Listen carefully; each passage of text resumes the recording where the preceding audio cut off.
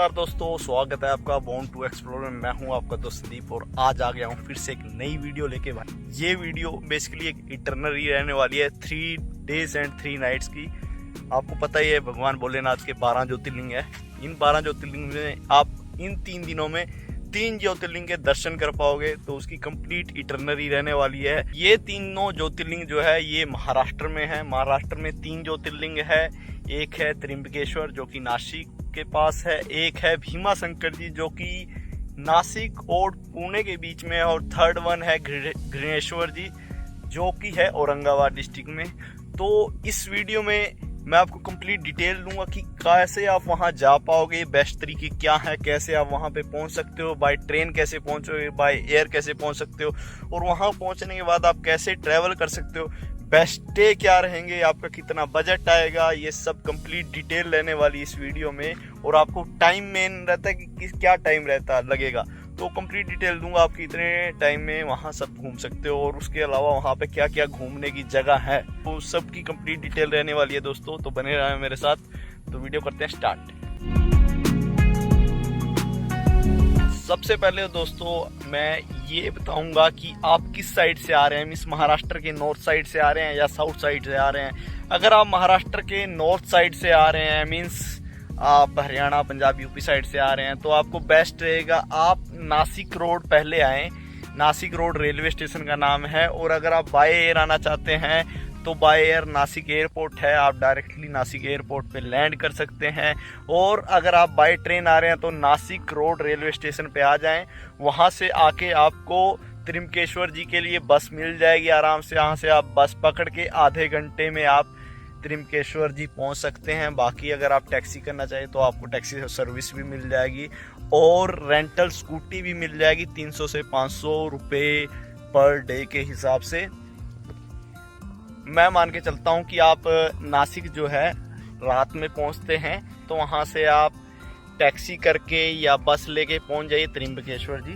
त्र्यंबकेश्वर पहुँचने के बाद आपका बेस्ट डे जो वहाँ पे रहेगा वो है गजानन महाराज शेगांव का आश्रम है। बहुत ही बढ़िया, मतलब 5 स्टार टाइप फैसिलिटी। आप सीधा वहाँ चले जाइए, वहाँ पे अपना स्टे बुक कीजिए और आराम से वहाँ रहिए। काफ़ी सस्ता है, काफ़ी अच्छा है, फूडिंग का भी वहाँ पे अवेलेबल है। अगर आप रात में आ रहे हैं तो रात में वहाँ स्टे कीजिए और अगले दिन निकल जाइए त्र्यंबकेश्वर ज्योतिर्लिंग के दर्शन के लिए। त्र्यंबकेश्वर ज्योतिर्लिंग काफ़ी खास ज्योतिर्लिंग माना जाता है। यहाँ पे शिवलिंग के 3 रूप है, जिसे ब्रह्मा, विष्णु और शिव के रूप में प्रतापित किया जाता है। मीन्स यहाँ पे शिवलिंग तीन टुकड़ों में है, और आप अलग से ही उनके दर्शन कर सकते हैं। और दर्शन की बात माने तो सावन को छोड़ दीजिए, सावन में काफ़ी भीड़ रहती है। तो मैं तो आपको यही सजेस्ट करूंगा कि सावन में आप किसी भी ज्योतिर्लिंग के दर्शन के लिए ना ही जाएं, क्योंकि बहुत ही ज़्यादा भीड़ रहती है। वैसे नॉर्मल डेज़ में आपको मैक्सिमम 1 आवर में आप त्र्यंबकेश्वर ज्योतिर्लिंग के दर्शन कर पाएंगे। और वहाँ दर्शन करने के बाद आप जो है वहाँ से निकल जाइए अगली जर्नी के लिए। अगर आप 3 दिन और 3 रातों के अलावा और आपका एक्सटेंड करना चाहते हैं अपनी ये पूरी विजिट को, तो आप एक्सटेंड कर सकते हैं। तीनों जगह पे त्र्यंबकेश्वर जी, भीमा शंकर जी और औरंगाबाद, तीनों जगह पे आपको बहुत सारी जगह मिलेगी घूमने के लिए। और ये है वो कंप्लीट लिस्ट जो आप त्र्यंबकेश्वर जी के आसपास आप घूम पाओगे। इस वीडियो में मैं नाम बता दूंगा बेस्ट प्लेसेस के, जो कि मैं घूम के जो मैंने छांटे हैं बिल्कुल बेस्ट प्लेसेस हैं वो हैं। ओनली नाम बताऊंगा। अगर आप उसका पूरा डिटेल वीडियो चाहते हैं तो हर हर महादेव कमेंट बॉक्स में लिख दीजिए, मैं उस पर डिटेल्ड वीडियो बनाऊंगा। और ये रही कंप्लीट लिस्ट। सबसे पहले दोस्तों वहाँ पंचवटी है, पंचवटी के पास ही पड़ता है सीता गुफा, वहाँ पे आप जा सकते हैं। नेक्स्ट है कालाराम टेम्पल, जिसमें सारी मूर्तियों का पत्थर जो है काला है। और इसके बाद आता है नेक्स्ट रामकुंड, जहाँ पे भगवान श्री राम अपने 14 साल के वनवास के दौरान नहाते थे।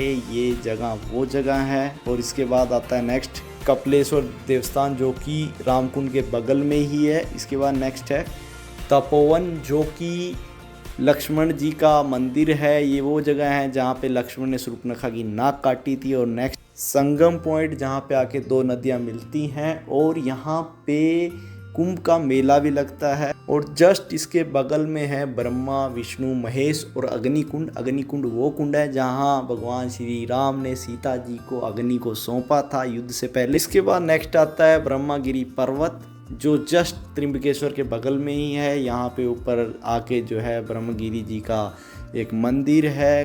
नेक्स्ट है हरिहर फोर्ट, जिसके लिए आपको ट्रैक करना पड़ेगा और ट्रैकिंग के बाद ये ऊपर का पूरा व्यू आता है, काफ़ी सुंदर रहता है। इसके अलावा कुछ वाटरफॉल हैं, जैसे कि दुगरवाड़ी वाटरफॉल, जो काफ़ी सुंदर वाटरफॉल है। मानसून के बाद काफ़ी सुंदर नज़ारा आप यहाँ देख पाओगे।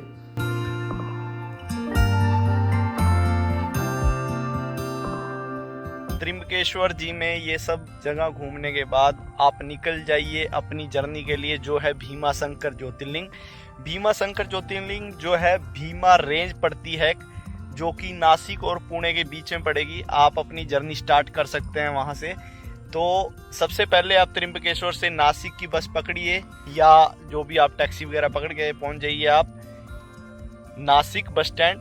नासिक बस स्टैंड से आपको बस लेनी है मानसर के लिए। मानसर के लिए आप बस लेके पहुंच जाइए मानसर। नासिक टू मानसर आपका मैक्सिमम 2 आवर या 2 आवर एंड 2.5 आवर की जर्नी रहेगी। वहाँ पे आप उतर के आपको भीमा शंकर जी के लिए टर्न लेके वहाँ पे आपको वेट करनी है बस की, जो कि मानसर टू आपको भीमा शंकर डायरेक्ट पहुँचा देगी। मानसर टू भीमा शंकर आपकी जर्नी 1.5 आवर की और हो जाएगी। तो मीन्स आप 3.5 से 4 घंटे में आप भीमा शंकर पहुंच जाएंगे। नासिक से टाइम से पहुंच जा रहे हैं तो सेम डे आप सीधा चले जाइए भीमा शंकर ज्योतिर्लिंग के दर्शन के लिए। भीमा शंकर ज्योतिर्लिंग की भी एक खासियत है कि टाइम नहीं लगेगा आपको, half an hour means maximum आधे से 1 घंटे में आप अच्छे से दर्शन कर सकते हैं वहाँ के। और फिर आप आ जाइए भीमा शंकर में स्टे कीजिए। भीमा शंकर में जो बेस्ट स्टे मेरे को लगा, महाराष्ट्र टूरिज्म का MTDC का एक होटल है वहाँ पे, उसमें आप स्टे कीजिए। ऑनलाइन आप उसको बुक कर पाएंगे आराम से, ऑनलाइन बुक कीजिए और वहाँ पे स्टे कीजिए। तीनों जगह पे जो फूड फेमस है वो है मिसल पाव, वड़ा पाव और साबूदान का वड़ा। ये सब चीज़ें हैं जो कि वहाँ पे फेमस है। बाकी इसके अलावा आपको हर टाइप का फूड वहाँ पे मिल जाएगा।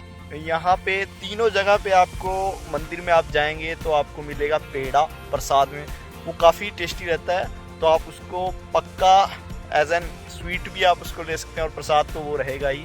बाकी भीमा शंकर में अगर आप शाम तक दर्शन कर लेते हैं और अगले दिन आप सुबह सुबह निकल जाइए भीमा शंकर रेंज के आसपास, काफ़ी सुंदर सुंदर पॉइंट है, काफ़ी सुंदर पॉइंट है यार, एक से एक पॉइंट है, उनको सब आप एक्सप्लोर कर दीजिए। ये सब पॉइंट रहेंगे घूमने के लिए वहाँ पे। ये पूरी लिस्ट है, जो जो आसपास घूमने की जगह है उसकी पूरी लिस्ट है। कुछ जगह मैंने शॉर्ट लिस्ट की वो मैं घूमा। सबसे पहले मैं गया अहू पे वाटरफॉल, जो कि मानसून के सीज़न में बहुत ही खूबसूरत रहता है। मैं आपको रिकमेंड करूंगा कि मानसून के बाद मीन्स अगस्त सितंबर में आप घूमने जाएं वहाँ पे, तो काफ़ी सुंदर रहता है। नेक्स्ट मैं उसके बाद गया गुप्त भीमा शंकर जी के रास्ते पे। इस रास्ते पे ये सब पॉइंट आएंगे और ये पूरा ट्रैक है भाई, मीन्स आपको यहाँ पहुँचने के लिए ट्रैकिंग करनी पड़ेगी, पर लिटरली यार पूरा ट्रैक बहुत ही सुंदर है, काफ़ी खूबसूरत ट्रैक है। और लास्ट में जो हमें पॉइंट मिलेगा गुप्त भीमा शंकर जी का शिवलिंग है वहाँ पे, वो भी काफ़ी सुंदर है। ये सब पॉइंट है, आप इसको ट्रैक करके घूम सकते हैं।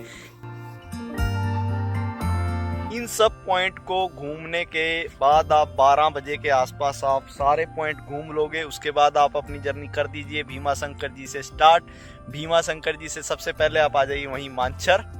मानसर आप बस लीजिए, वहाँ पे उतरिए और फिर वहाँ से मानसर से सीधी बस पकड़िए आप नासिक के लिए। नासिक आप आ जाएंगे, फिर नासिक से आप चले जाइए रेलवे स्टेशन या बस, जैसा आपको अच्छा लगे वैसा आप कर सकते हैं। तो सेकंड डे में आप भीमा शंकर से आ जाते हैं नासिक और वहाँ से ट्रेन पकड़ेंगे सीधा कहाँ की, औरंगाबाद की। औरंगाबाद की आप ट्रेन पकड़ के चले जाइए औरंगाबाद। काफ़ी ट्रेन अवेलेबल हैं, बहुत सारी ट्रेन है नासिक टू औरंगाबाद। और औरंगाबाद में आप आके वहाँ से आप बस पकड़ लीजिए वैरुल की। वैरुल वो जगह है जहाँ पे कृष्णेश्वर ज्योतिर्लिंग है। तो आप नासिक से आएंगे सबसे पहले औरंगाबाद, औरंगाबाद से आप आ जाएंगे वैरुल, वैरुल इलाके में पहुँच जाएंगे और वहाँ पे आप रात में स्टे कीजिए दोस्तों किसी भी आश्रम में। जो घृष्णेश्वर ज्योतिर्लिंग जहाँ पे है उस पूरे एरिया के आसपास बहुत सारे आश्रम हैं। 500 रुपये से स्टार्ट हो जाएंगे रूम, वहाँ पे अच्छे अच्छे रूम मिल जाएंगे आपको 1000 रुपीज़ में, तो काफ़ी बढ़िया रूम मिल जाएगा। तो यही मैं आपको बताऊंगा कि वहाँ पे आप घृष्णेश्वर ज्योतिर्लिंग में किसी आश्रम में स्टे कीजिए।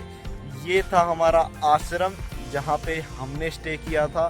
काफ़ी बढ़िया आश्रम था और 700 रुपये में 3 बेड वाला हमें रूम मिला था, काफ़ी बढ़िया था। तो ये था आपका सेकंड डे, और next day means third day आप स्टार्ट कर दीजिए अपनी जर्नी। जाइए सबसे पहले घृष्णेश्वर ज्योतिर्लिंग के दर्शन कीजिए। घृष्णेश्वर ज्योतिर्लिंग में बिल्कुल भी भीड़ नहीं है, उसमें मैक्सिमम हाफ एन आवर में आप बाबा के दर्शन कर लेंगे, बाबा को जल अर्पित कर लेंगे, और उसके बाद आप निकल जाइए वहाँ के आसपास के इलाके में। तो घृष्णेश्वर जो ज्योतिर्लिंग है उसके आसपास के काफ़ी पॉइंट है जो आप घूम सकते हैं। जो सबसे नियरेस्ट पॉइंट जो सबसे बेहतरीन है वो है एलोरा की केव्स, जिसमें है कैलाशा टेम्पल और बहुत सारी केव्स। ये सब आप घूम लीजिए। उसके लिए आपको ऑटो भी लेने की जरूरत नहीं, अगर आप यंग हैं तो पैदल जा सकते हैं। Just walkable distance maximum 1 to 2 kilometre के डिस्टेंस पे है एलोरा केव्स, वहाँ पे आप घूमिए। अब लास्ट में क्विकली उन जगह पे आ जाते हैं जो आप घृष्णेश्वर ज्योतिर्लिंग और एलोरा केव के अलावा और भी घूम सकते हैं। पहला है Siddharth garden and zoological park, काफ़ी बड़ा साइज है इस जू का, यहाँ आप जा सकते हैं। सेकंड है बीबी का मकबरा, जो कि औरंगाबाद का अपना ही एक ताजमहल है, बिल्कुल ताजमहल की तर्ज पे बनाया गया है, काफ़ी सुंदर है। नेक्स्ट आप जा सकते हैं पंचक्की पॉइंट, जो कि एक हिल से पानी को नीचे लाके वहाँ पे एक पंचक्की घुमाई जाती है जिससे आटा पीसा जाता है। नेक्स्ट आ जा सकते हैं सोनेरी का महल, ये भी काफ़ी सुंदर है, गोल्डन कलर का बनाया गया है, काफ़ी सुंदर महल है। उसके बाद आप जा सकते हैं Harsul lake and garden, and last में आप इवनिंग में जा सकते हैं गोगा बाबा हिल पॉइंट।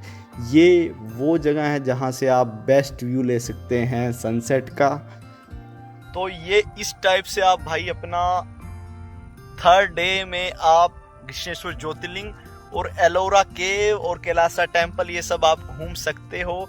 उसके बाद आपके ट्रेन की अवेलेबिलिटी के ऊपर है, अगर सेम नाइट में आपकी ट्रेन है तो आप औरंगाबाद से ट्रेन लेके अपने घर को जा सकते हो। दिल्ली या आसपास के किसी भी मेन स्टेशन के लिए कनेक्टिविटी काफ़ी अच्छी है, तो आपको कनेक्टिविटी का कोई इशू आने वाला नहीं है। रही बात ये सब कितना बजट रहने वाला है वो मैं आपको बता देता हूँ। मैं मान के चलता हूँ दोस्तों, आप लोग जो है 2 कपल आ रहे हैं तो उनके हिसाब से जैसे मैंने डिटेल बताई, अगर आप ऐसे घूमेंगे तो आपका ट्रांसपोर्टेशन में 1500 से लेके 2000 तक ही खर्चा आएगा, फूडिंग में 2000 से लेके 3000 के बीच में खर्चा आएगा, और रहने के लिए मैक्सिमम 2200 से लेके 3000 तक आप आराम से रह पाएंगे। टोटल खर्चा मान के चलो 6000 से 8000 में आपका 3 नाइट एंड 3 डे का इटरनरी कंप्लीट हो जाएगा दोस्तों। तो ये थी दोस्तों 3 दिन और 3 रात की इटरनरी, जिसमें आप 3 दिन महत्वपूर्ण दिनों और रातों में आप आराम से घूम पाएंगे 3 ज्योतिर्लिंग, बाबा के 3 ज्योतिर्लिंग, वो भी 3 दिनों में। तो ये थी दोस्तों complete itinerary, complete budget, best days, सब कुछ इसमें मैंने आपको बता दिया। बाकी इसके अलावा अगर आपकी कोई भी डाउट है दोस्तों तो आप कमेंट बॉक्स में मुझे लिख सकते हैं, पक्का रिप्लाई आएगा। और ये थी दोस्तों कंप्लीट इटरनरी। तो मिलते हैं अगली वीडियो में, तब तक के लिए हर हर महादेव, जय श्री राम।